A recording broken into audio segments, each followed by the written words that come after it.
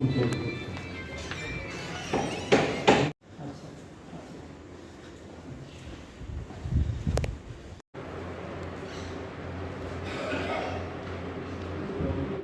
ছিল এবং কি বিষয় নিয়ে আলোচনা হয়েছে? বৈঠকটা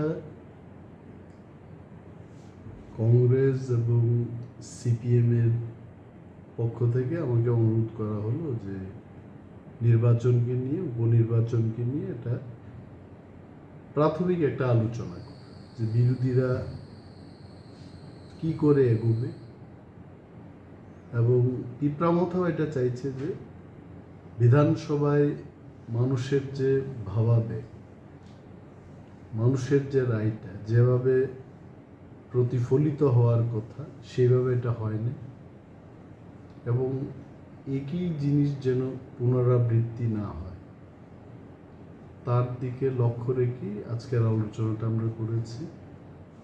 বিরোধী ভোট যেন ভাগাভাগি না হয় এটা নিয়ে আলোচনা হয়েছে। কোনো সিদ্ধান্ত হয়েছে?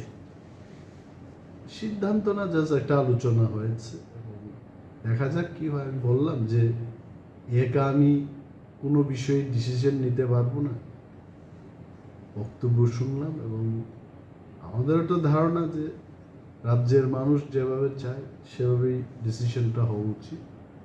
আমি বললাম যে আমাদের দলীয় মিটিং আছে, মিটিংয়ে আমি উত্থাপন করব, এবং শেষ সিদ্ধান্ত তো আমি নেব না, দল সিদ্ধান্ত। মূল লক্ষ্যটা কি থাকবে উপনির্বাচনের? না, লক্ষ্যটা তো একটাই, যে রাজ্যের মানুষ যা চায় এটা হওয়া উচিত।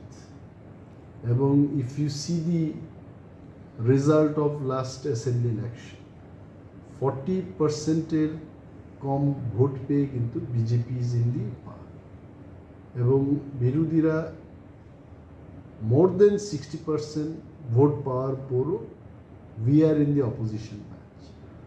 তো এটাতে বোঝা যায় যে হোয়াট পিপল ওয়ান্টেড, যেমন জনগণ যেভাবে চাইবে সেইভাবে সিদ্ধান্ত হওয়া উচিত। তবে আবারও বলছি যে শেষ সিদ্ধান্ত নেওয়ার মালিক আমি একা এটা নিতে পারব, দল সিদ্ধান্ত নেবে এবং দলের কাছে এটা উত্থাপন করবে। আপনারা কি চাইবেন যে 1:1 এরকম নির্বাচন হোক? নিশ্চয়ই উচিত, 1:1 লড়াই হয় শ্রেয়, অ্যান্ড বিরোধী ভোটে যেন ভাগাভাগি না হয়।